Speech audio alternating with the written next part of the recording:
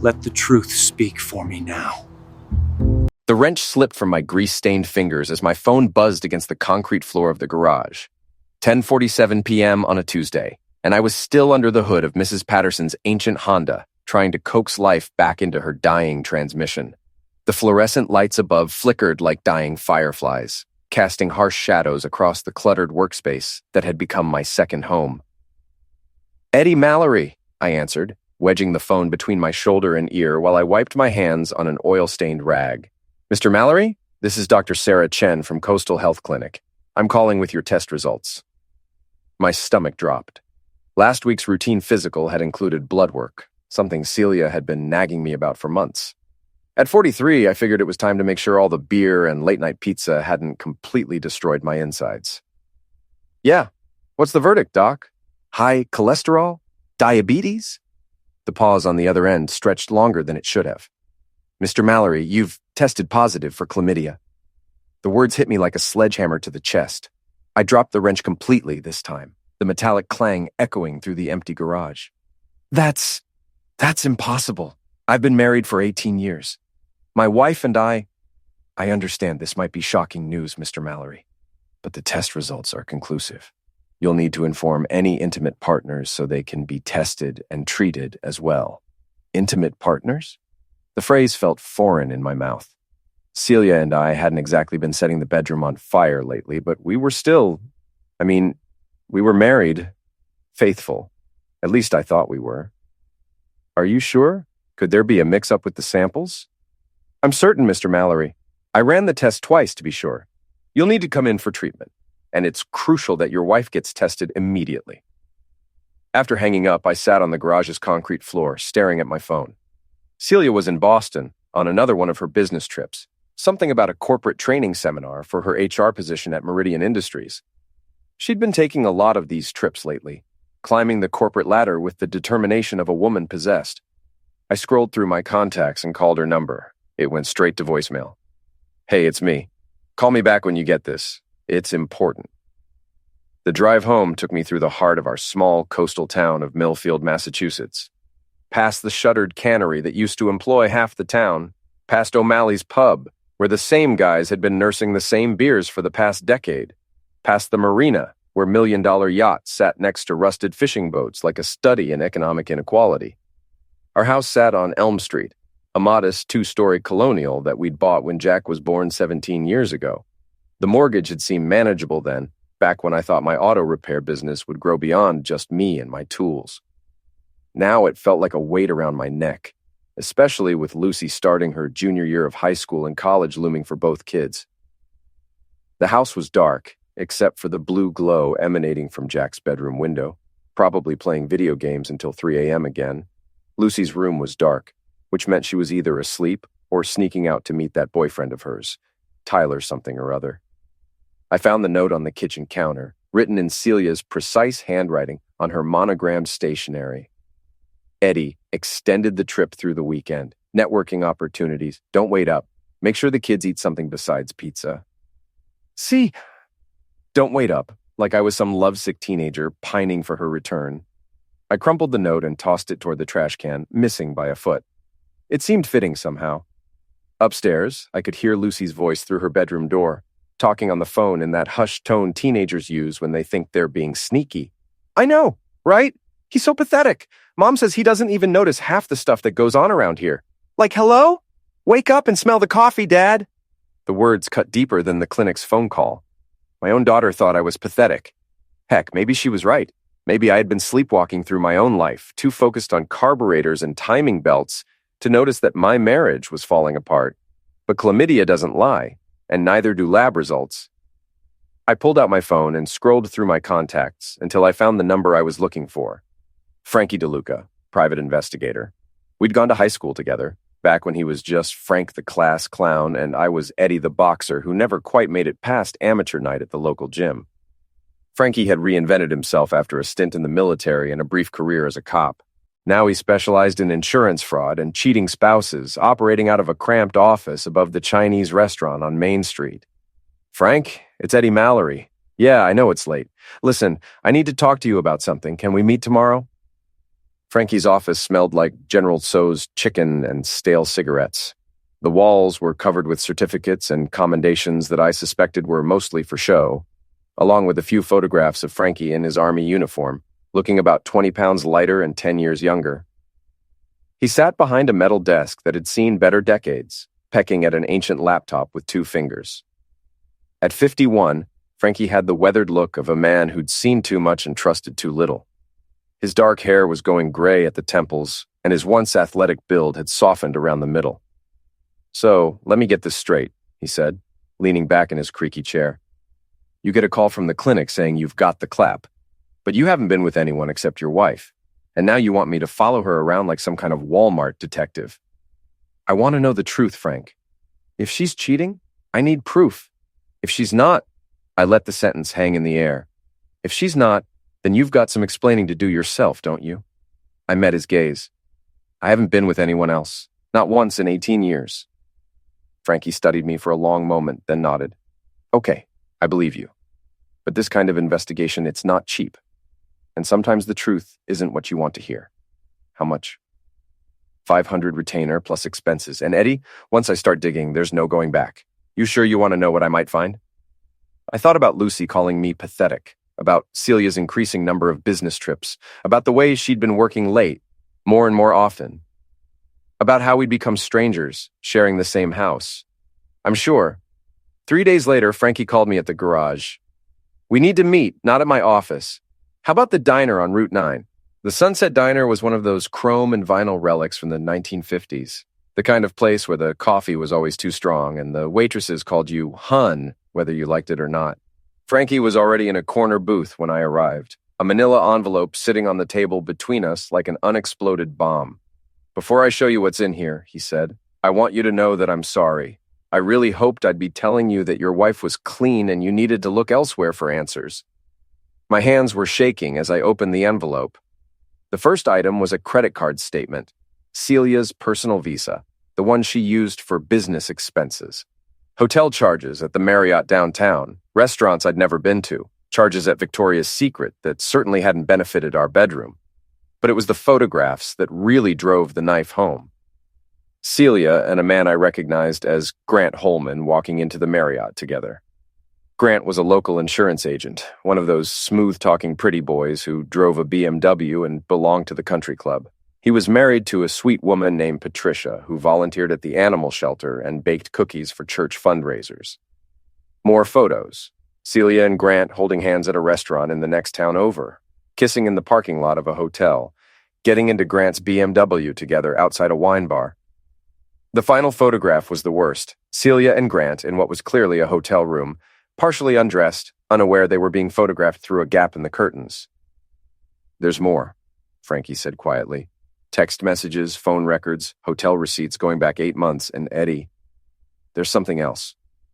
He pulled out another photograph, this one showing Celia with a different man, someone I didn't recognize. Then another photo with yet another man. "How many?" I asked, my voice barely above a whisper. "That I can prove. 4 different guys. But Eddie, there's something weird about all this. Your wife isn't just cheating. She's being sloppy about it. Almost like she wants to get caught. And there's this woman who keeps showing up in the background of these photos." He showed me another picture, this one taken at the hotel bar. In the background, partially obscured by a pillar, was a woman I recognized immediately, Mona Castellano, Celia's best friend and workout partner. Mona was there? She was there for at least 3 of these encounters, always in the background, always watching. It's like she's documenting everything. I stared at the photographs until they blurred together. 18 years of marriage, 2 kids, a mortgage, shared dreams and disappointments, all of it reduced to a stack of surveillance photos and credit card receipts. "What do you want to do, Eddie?" I looked up at Frankie, and for the first time in years, I felt something other than resignation. I felt anger, pure white-hot rage that started in my chest and spread through my entire body like wildfire. "I want copies of everything, every photo, every receipt, every text message." "What are you planning?" I stood up, tucking the envelope under my arm. "I'm going to show the whole entire town what kind of woman they've been treating like a saint." At 3 a.m., I sat at my kitchen table with a laptop, a printer, and enough evidence to destroy my wife's reputation. The house was silent except for the hum of the refrigerator and the occasional creak of old wood settling. I'd spent the last 2 hours going through everything Frankie had given me. Text messages that would make a sailor blush, hotel receipts that showed a pattern of deception going back nearly a year, photographs that left nothing to the imagination, but it was the phone records that really told the story. Hundreds of calls and texts between Celia and her various lovers, often happening while she was supposedly working late or attending business functions. The timestamps showed conversations happening at 2 and 3 in the morning when she was lying in bed next to me pretending to sleep. I started printing every photograph, every text message, every incriminating piece of evidence. The printer worked overtime, churning out page after page of my wife's betrayal. By sunrise, I had 3 complete sets of everything. One for me, one for strategic distribution, and one for insurance. I waited until I was sure both kids had left for school, then I got to work. First, I taped photographs to every window facing the street, carefully chosen images that were incriminating but not explicit. I wasn't trying to traumatize the neighborhood kids, just make a point. Then I moved to the front yard. Using a staple tool and a roll of plastic sheeting, I created a display that would be visible to anyone driving down Elm Street. Blown-up photographs of Celia with each of her lovers, along with printed text messages that told the story in her own words. The centerpiece was a banner I'd made at the local print shop. 18 years of marriage, 8 months of lies. Mrs. Pruitt from next door was the first to notice. I watched from the garage as she came out to get her morning paper, stopped dead in her tracks, then practically sprinted back into her house. Within minutes, I could see her silhouette in her front window, phone pressed to her ear. The gossip network in Millfield moved faster than the internet. By noon, there was a steady stream of cars driving slowly past our house. Some people got out to take pictures with their phones. Others just stared from their cars like they were passing a traffic accident. My phone started ringing around 10 a.m. First, it was Mona, Celia's best friend. Eddie, what the heck are you doing? This is insane. Take that stuff down before Celia sees it. Too late for that, Mona. She should have thought about the consequences before she decided to turn our marriage into a joke. You're going to regret this, Eddie. When you calm down, I am calm, calmer than I've been in months, actually. For the first time in years, I know exactly where I stand. I hung up on her and turned off my phone. By 2 p.m., I had everything I needed packed into my truck. Clothes, tools, and the third set of evidence files. I left a note for the kids on the kitchen counter. Jack and Lucy, your mother has some explaining to do. I'll be in touch. Don't let anyone take down the displays until she's seen them. Dad. I drove to Tank's gym, a rundown boxing facility on the wrong side of town, where I used to train in my 20s. Tank Morrison was a former heavyweight who'd fought professionally for about 5 minutes before a detached retina ended his career. Now he trained kids and let guys like me work out their frustrations on heavy bags. Eddie Mallory, Tank said when I walked in. Haven't seen you in here for what, 10 years? Things changed, Tank. I need a place to think for a while. You still rent out that apartment upstairs? Tank looked me over, taking in the duffel bag and the expression on my face. $200 a month, first and last, up front. No questions asked. Deal. The apartment was a studio with a hot plate, a Murphy bed, and a view of the alley behind the Chinese restaurant. It smelled like old sweat and broken dreams, but it was mine. I was unpacking my clothes when my phone started buzzing. I turned it back on to check messages, and now it wouldn't stop ringing. Celia's name appeared on the screen. Hello, darling, I said, settling into the apartment's single chair. Eddie, what the heck is wrong with you? I'm standing in front of our house and there are pictures of me everywhere. The whole neighborhood is out here staring. I thought you might want to see what I've been up to. How was Boston, by the way? Or were you actually at the Marriott downtown with Grant Holman? The silence on the other end stretched for nearly 30 seconds. We need to talk, she said finally. No, we really don't. I think the pictures say everything that needs to be said. Where are you? Somewhere you can't find me, at least not easily. Eddie, please, let me explain.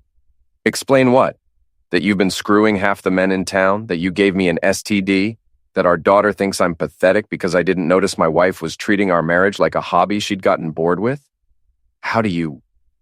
Never mind. Eddie, if you take those pictures down right now, we can work this out. Marriage counseling, whatever you want. I laughed, and it felt good. Celia, honey, working it out would require me to give a crap about saving our marriage. And I have to tell you, that ship has sailed. What about the kids?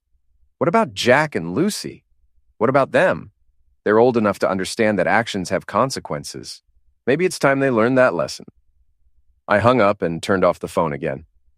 3 days later, I was at O'Malley's pub nursing a beer and watching the Red Sox lose to the Yankees when Grant Holman walked in. He looked like heck. Unshaven, wrinkled clothes, the kind of desperate expression that comes from having your life fall apart in public. The bar went quiet when he spotted me. O'Malley's wasn't the kind of place where insurance salesmen usually drank and everyone knew why he was there. "Eddie," he said, sliding onto the bar stool next to me. "We need to talk." "Do we?" I thought the picture said everything pretty clearly. Grant ordered a whiskey, drank it in one gulp, then ordered another. "Look, I know you're angry." "Angry?" I turned to face him. "Grant, I'm not angry. Angry is what you feel when someone cuts you off in traffic. What I feel is something else entirely. Patricia left me, took the kids to her sister's house, won't answer my calls. Gee, I wonder why. This is destroying both our families, Eddie. Maybe we can find a way to... To what? Pretend it never happened? Go back to being neighbors who wave at each other over the fence while you're screwing my wife?" Grant's face was flushed. Whether from the whiskey or embarrassment, I couldn't tell. "It wasn't supposed to go this far. It just happened, you know? These things just happen." I finished my beer and stood up. "No, Grant. Car accidents just happen. Flat tires just happen. You don't just accidentally stick your Johnson in someone else's wife for 8 months." I was halfway to the door when he grabbed my arm. "Eddie, wait. Maybe we can make a deal. I've got some money saved up." I looked down at his hand on my arm, then back at his face. "You want to pay me off? Like this is some kind of business transaction? I'm trying to fix this." The old Eddie would have walked away. The old Eddie would have gone home, had a few more beers, and tried to pretend everything was normal. But the old Eddie was gone, buried under 8 months of lies and a positive STD test. I grabbed Grant's wrist and twisted it just enough to make him let go of my arm. "Here's the thing, Grant. You can't fix this. You can't pay me off, you can't apologize it away, and you sure as heck can't pretend it never happened." I leaned in close enough to smell the whiskey on his breath. "This is just the beginning." Outside the bar, I sat in my truck and called Frankie. "I need more information. Everything you can find on Grant Holman. Financial records, business dealings, anything that might be interesting." "Eddie, what are you planning?" "I'm planning to make sure everyone in this town knows exactly who they're dealing with." 2 days later, Frankie delivered another manila envelope. This one contained Grant's business records, tax returns, and some very interesting information about his insurance practices. Turns out Grant had been running a little side business, selling policies to elderly clients that were completely inappropriate for their needs, high commission annuities to people on fixed incomes, life insurance policies that would never pay out, investment products that were basically legalized theft. I made copies of everything and mailed them to the state insurance commissioner, the local newspaper, and Grant's supervisor at the insurance company.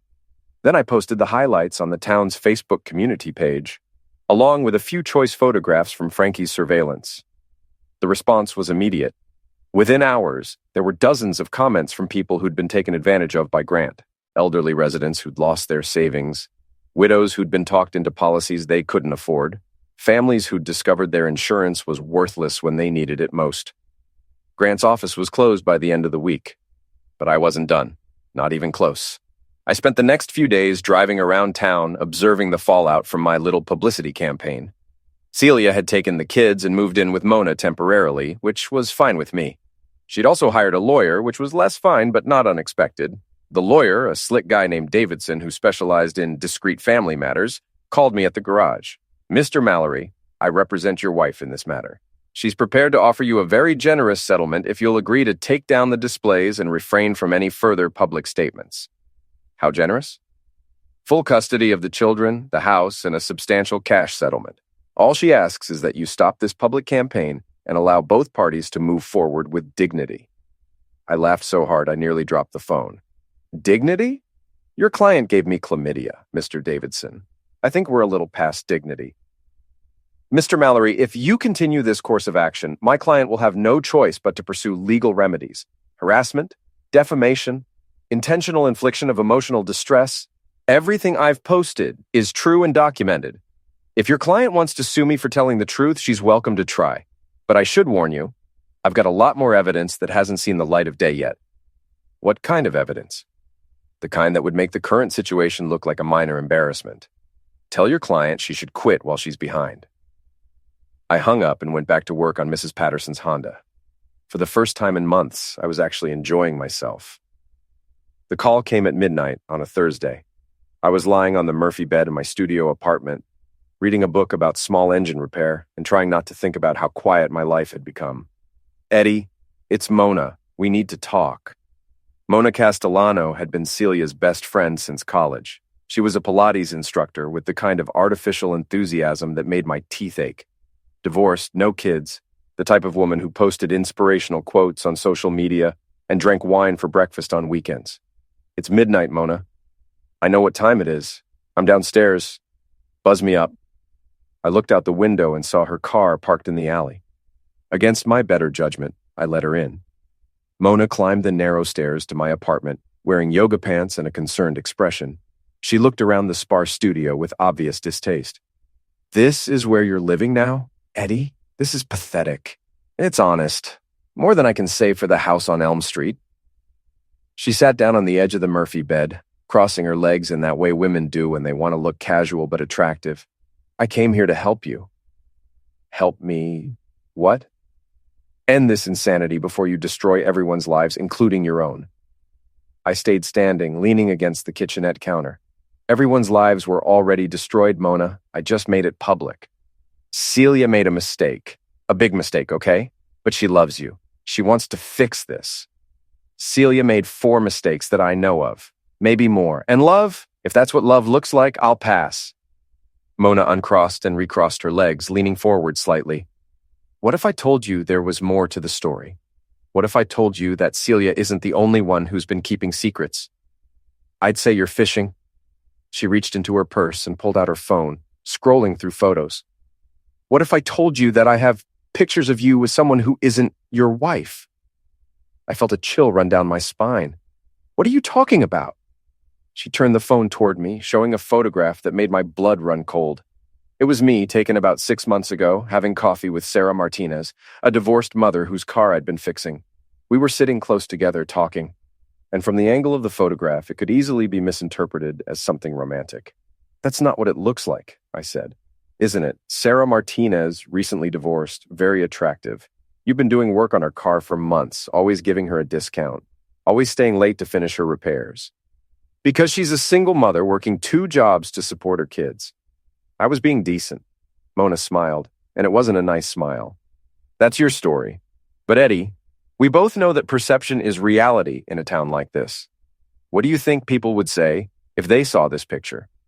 What would they think about all your righteous anger if they knew you were having coffee dates with other women? I stared at the photograph, my mind racing. You took this picture. I take a lot of pictures, Eddie. I'm very observant. Why? Because knowledge is power. Because secrets are currency. Because in a small town, information is the only thing that really matters.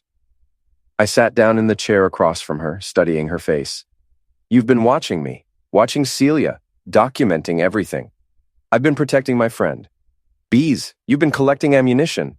Mona's smile widened. You're smarter than Celia gives you credit for. What do you want? I want you to stop this crusade. Take down the pictures, stop posting on social media, let everyone move on with their lives. And if I don't, she held up her phone, then I release these photos along with a few others I've collected. Sarah Martinez won't be the only woman linked to you. There's also Jennifer Walsh from the bank and that cute waitress from the diner on Route 9. I knew the photos she was talking about. Jennifer had come to the garage to have her car inspected, and we'd talked for maybe 20 minutes about her son's baseball team. The waitress, Amanda, I think, had served me coffee a few times when I was meeting with Frankie. Innocent encounters, but in the right context, with the right spin, they could be made to look like something else entirely. You've been stalking me. I've been thorough. It's amazing what you can make people believe with the right photographs and a compelling narrative. I stood up and walked to the window, looking down at the empty alley. How long have you been planning this? Planning what? This whole thing. Celia's affairs, the photographs, the evidence that was so easy for Frankie to find. You set all of this up. Mona was quiet for a long moment. When I turned around, she was studying her manicured nails. Celia is weak, she said finally. She always has been. She married you because you were safe, stable, boring. But she wanted excitement, passion, adventure. So I gave her what she wanted. You encouraged her to cheat. I introduced her to possibilities. What she did with those introductions was her choice. And you documented everything. Insurance policy, I never thought you'd actually find out. You were so oblivious, so wrapped up in your little garage and your simple life. But then you got that call from the clinic and everything changed. I felt like I was seeing Mona clearly for the first time. Not Celia's bubbly best friend, but something much more calculating and dangerous. What's your endgame here, Mona? She stood up and smoothed down her yoga pants. My endgame is control. Celia does what I tell her to do. Grant does what I tell him to do. And now you're going to do what I tell you to do. Which is disappear. Take whatever money you can get from the divorce, leave town, start over somewhere else. Let Celia have the kids and the house and her reputation back. And if I don't, then I destroy you the same way you tried to destroy her. The difference is I'm better at this game than you are. After she left, I sat in the dark for a long time, thinking about everything she'd said. Mona wasn't just Celia's friend. She was the puppet master pulling all the strings. She'd orchestrated my wife's affairs, documented everything for leverage, and now she was trying to use that same leverage against me.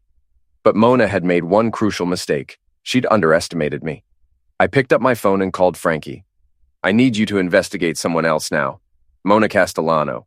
Everything you can find. Finances, personal life, business dealings, everything. What am I looking for? Leverage.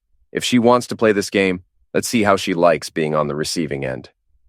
Frankie's investigation into Mona Castellano took 2 weeks and yielded a treasure trove of information that made Celia's affairs look like minor indiscretions. We met at the diner again, this time with Frankie carrying a thick folder that he placed on the table between us like evidence in a homicide trial. Your friend Mona is a piece of work, he said, opening the folder. Where do you want me to start? Start with the worst stuff. Okay, her Pilates studio? She's been running it without proper licensing for 3 years. No business permit, no liability insurance, no health department clearances. She's also been taking cash payments and not reporting the income. He slid a stack of photographs across the table, but that's the least of it. Mona's been blackmailing half the women in this town. The photos showed Mona in various locations around town, outside hotels and restaurant parking lots, always with a camera or phone in her hand. There were also screenshots of text message conversations where she was clearly extorting money from women in exchange for keeping their secrets. She's got affairs documented going back 5 years. Wives cheating on husbands, husbands cheating on wives, even some same-gender relationships that the participants want to keep private. She's been collecting evidence and selling silence. How much money are we talking about? Based on the bank records I was able to access, she's pulled in over $200,000 in the last 3 years. All cash, all unreported. I whistled low. That's a serious business. It gets better. Remember how she was always in the background of your wife's affairs? She wasn't just documenting them, she was facilitating them, setting up meetings, booking hotel rooms, even providing alibis. She's been running what amounts to an adultery service. Frankie pulled out another set of documents. And here's the kicker. She's been skimming money from her clients' personal accounts. She convinced several of the women she was blackmailing to give her access to their bank accounts, supposedly to help them hide money from their husbands. Instead, she's been stealing from them. I studied the evidence, feeling a familiar surge of anger mixed with something that might have been satisfaction. This is enough to destroy her. Eddie, this is enough to put her in prison. We're talking about extortion, tax evasion, fraud, theft. She's looking at serious federal charges. Good. I spent the next day making copies of everything and preparing my counterattack. If Mona wanted to play games with people's lives, she was about to learn what it felt like to be on the losing side. I started with the IRS. A detailed report of Mona's unreported income, complete with bank records and evidence of tax evasion, went directly to the Federal Tax Fraud Division. Then I contacted the State Licensing Board and the Health Department, providing documentation of her unlicensed business operations and unsafe practices. But the real masterstroke was the social media campaign. I created a Facebook page called Millfield Truth Tellers and began posting everything I had on Mona. The blackmail evidence, the financial fraud, the adultery facilitation service, all of it laid out in excruciating detail. The response was immediate and devastating. Women who had been paying Mona for years came forward with their own stories. Husbands who had suspected their wives were being manipulated finally had proof. The entire social structure of Millfield's upper-middle-class social scene began to crumble. Mona's Pilates studio was shut down within 48 hours. Her clients fled, her reputation was destroyed, and her bank accounts were frozen by federal investigators. But I wasn't finished. I printed out the most damaging evidence and posted it all over town, on telephone poles, in shop windows, on car windshields. I wanted everyone to see exactly what kind of person had been manipulating their lives. The final touch was a banner I hung outside Tank's gym, visible to everyone driving down Main Street. Mona Castellano, blackmailer, thief, homewrecker. 3 days later, Mona called me. "You son of a witch," she said without preamble. "You've destroyed my life. I've exposed your life. There's a difference." The FBI came to my apartment this morning. They're seizing everything, my computers, my files, my bank records. Sounds like they're thorough. Eddie, please, we can work something out. I'll give you everything I have on Celia, all the evidence, all the photographs. You can destroy her completely. I don't want to destroy Celia, Mona. I just wanted the truth.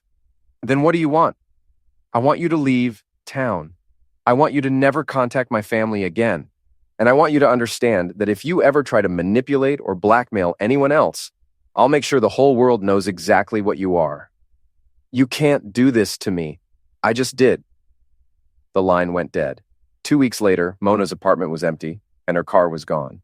According to Mrs. Pruitt, who somehow knew everything that happened in town within hours of it occurring, Mona had fled to Florida in the middle of the night, leaving behind a mountain of debt and a federal investigation that would follow her wherever she went.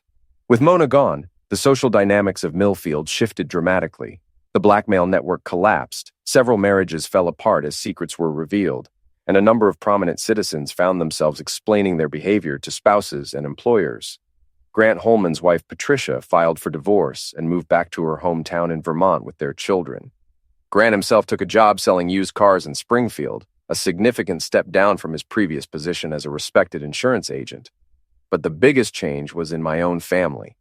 Celia asked to meet me at the house on a Saturday morning when the kids were at their respective jobs, Jack at the movie theater, Lucy babysitting for a neighbor. I agreed, partly out of curiosity and partly because I figured it was time to have an honest conversation about our future. I found her in the kitchen, sitting at the same table where I'd planned my campaign of revenge weeks earlier. She looked older somehow, worn down by the stress and public humiliation. Her usually perfect hair was pulled back in a simple ponytail, and she wasn't wearing makeup. "The house feels empty without you," she said as I sat down across from her. "It felt empty with me too. I just didn't realize it at the time."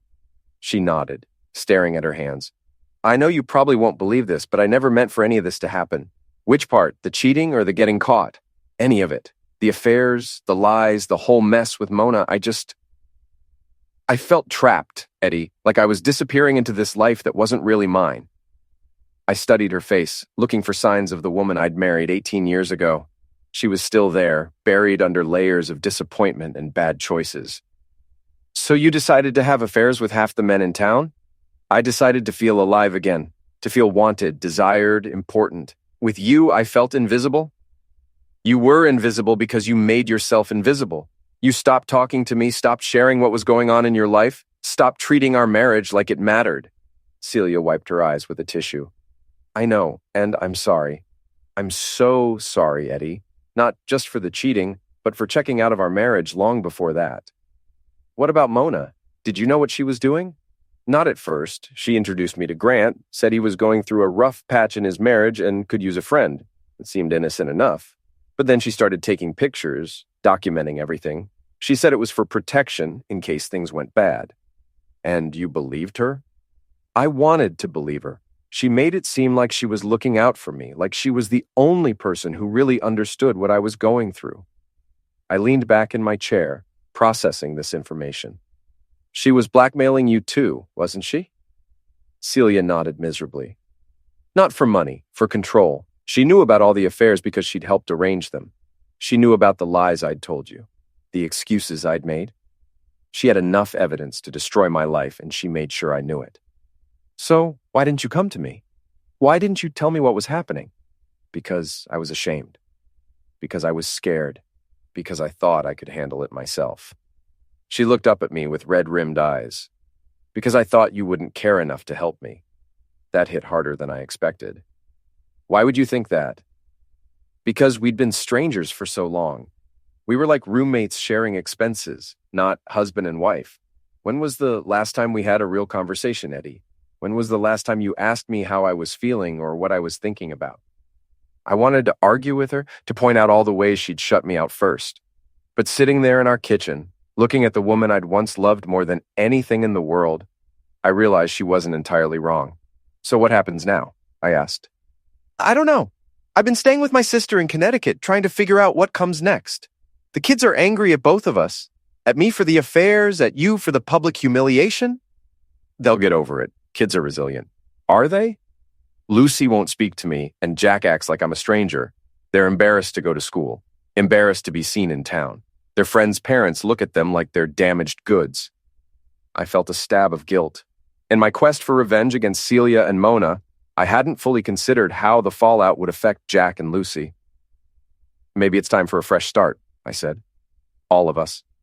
What do you mean? I mean, maybe we should sell the house, split the proceeds, and start over somewhere else. The kids could finish school in a place where everyone doesn't know their business. Celia considered this. You'd be willing to leave Millfield? There's nothing keeping me here anymore. The garage barely makes enough to cover expenses, and after everything that's happened, I don't think this town is going to be the same. What about us? What about our marriage? I looked at her for a long moment, remembering the young woman I'd fallen in love with in college. She'd been passionate then, full of dreams and ambitions. Somewhere along the way, we'd both settled for less than we wanted, and resentment had grown in the space between us. I think our marriage ended the day you decided to look for happiness in someone else's bed, I said gently. But maybe we can figure out how to be good parents together, even if we can't be husband and wife. She nodded, tears streaming down her face. I really did love you, Eddie. I know I have a terrible way of showing it, but I did. I loved you too. Maybe that's enough to build something new on. We spent the next hour talking about practical things. Lawyers, custody arrangements, the logistics of starting over. It wasn't the conversation I'd imagined having when this all started, but it felt honest in a way that our marriage hadn't been for years. As I was getting ready to leave, Celia asked, "Do you think you'll ever be able to forgive me?" I considered the question carefully. I think I already have. Not because what you did was okay, but because carrying around all that anger was killing me. What about the revenge, the public humiliation, the pictures, all of it? That wasn't about you, not really. That was about me feeling powerless and trying to take back some control. I'm not proud of it, but I'm not sorry either. Even though it hurt the kids. Especially because it hurt the kids. They needed to see that actions have consequences, that you can't just lie and cheat and expect everyone to pretend it's okay. Celia winced but didn't argue. So what now? Now we figure out how to be better people than we were before. For ourselves and for Jack and Lucy. I left the house that day feeling lighter than I had in months. The anger that had driven me to such elaborate revenge was finally starting to fade, replaced by something that might eventually become peace. 3 months later, the annual Millfield Fishermen's Festival arrived like it did every September, bringing with it the last gasp of summer tourism and the town's desperate attempt to pretend everything was normal. I'd been planning to skip it entirely. The festival was always a social minefield under the best circumstances, and given everything that had happened, I figured it would be better to spend the weekend working on cars and avoiding awkward conversations. But Jack and Lucy had other ideas. "Dad, you have to come," Lucy said when she called me at the garage. "We're both working booths, and Mom's going to be there with her new boyfriend." "Her what?" "Some guy she met in Connecticut. His name is David, and he seems okay. Kind of boring, but okay." I wasn't sure how I felt about Celia dating someone new. We weren't divorced yet. The paperwork was still making its way through the legal system, but we'd agreed that we were both free to see other people. "You don't have to come for Mom," Jack added, taking the phone from his sister, "but we want you there. It's been weird, having our family split up and scattered all over the place." So I found myself walking through the festival on a sunny Saturday afternoon, past booths selling fried dough and lobster rolls, past the ring toss games and the dunking booth, where the high school principal was getting soaked by teenagers with good aim and questionable respect for authority. The festival was smaller than usual. Several prominent families had left town after the Mona Castellano scandal broke, and the economic impact was starting to show. Empty storefronts lined Main Street, and the crowd seemed thinner and more subdued than in previous years. I found Lucy working at the face painting booth, transforming a steady stream of children into pirates and princesses. She'd inherited Celia's artistic talent and social skills, and she was clearly in her element. "Dad," she called out when she saw me. "I was wondering if you'd actually show up." "Wouldn't miss it. How's business?" "Good. Busy. Mrs. Patterson's granddaughter wants to be a dragon, and I have no idea how to paint scales." I watched her work, marveling at how much she'd grown up in the past few months. The family crisis had forced both kids to mature quickly, and while I regretted that they'd lost some of their innocence, I was proud of how they'd handled everything. Jack was working at the ring toss game, using his natural charm and competitive streak to separate tourists from their money. He'd grown 3 inches since the spring, and was starting to look more like a man than a boy. "Hey, Dad," he said during a lull in customers. "Mom's over by the bandstand with David. You want to meet him?" "Do you want me to meet him?" "I guess. He's been good to her, and he treats us okay. He's not trying to be our dad or anything, just, I don't know, he's there." I found Celia sitting on a blanket near the small stage where a local folk band was playing covers of Jimmy Buffett songs. The man next to her was about my age, with graying hair and laugh lines around his eyes. He was wearing khakis and a polo shirt, the uniform of middle-aged respectability. "Eddie," Celia said when she saw me approaching, "I'd like you to meet David Chen. David, this is my soon-to-be ex-husband, Eddie." David stood up and extended his hand. "Nice to meet you, Eddie. Celia's told me a lot about you." "All bad, I hope," I said, shaking his hand. He laughed. "Actually, mostly good. She says you're a good father and an honest man who got dealt a bad hand." I glanced at Celia, surprised. "She said that?" "Among other things. She also said you're probably the best mechanic in New England, so if I ever have car trouble, I should call you first." We talked for a few minutes about nothing important. The weather, the festival, the Red Sox's chances in the playoffs. David seemed like a decent guy, the kind of steady, reliable man that Celia probably should have married in the first place. As I was getting ready to leave, Celia walked me toward the parking area. "He seems nice," I said.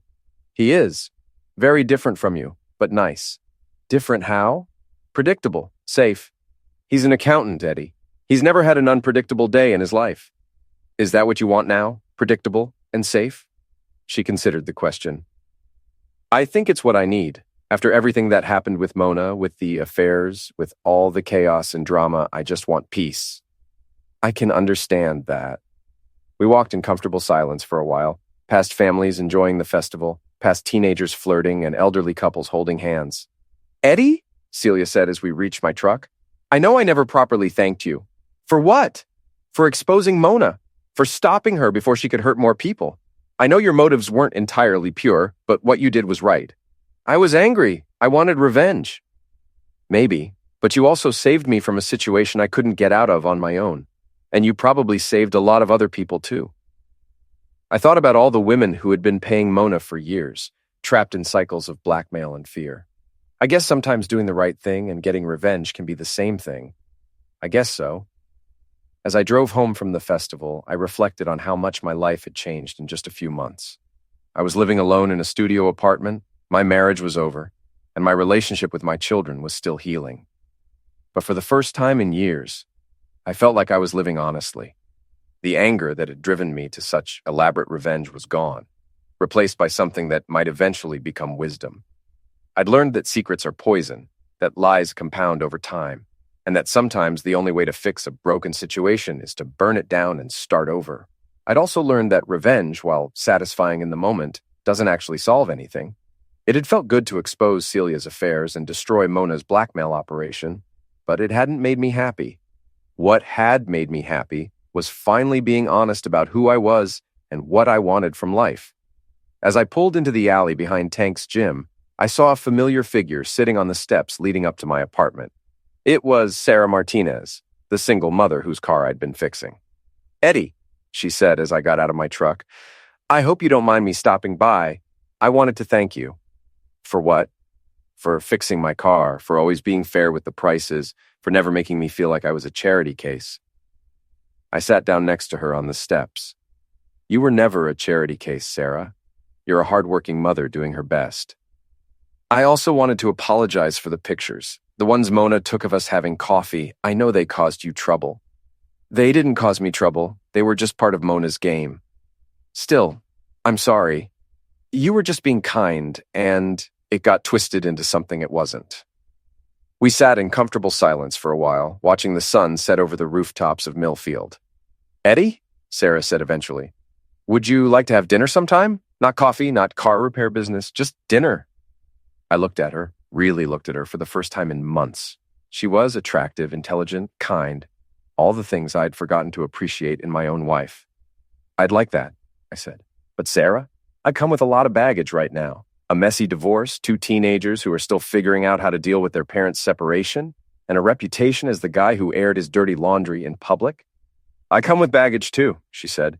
2 kids, an ex-husband who's behind on child support, and a job that barely pays the bills. Maybe we can figure it out together.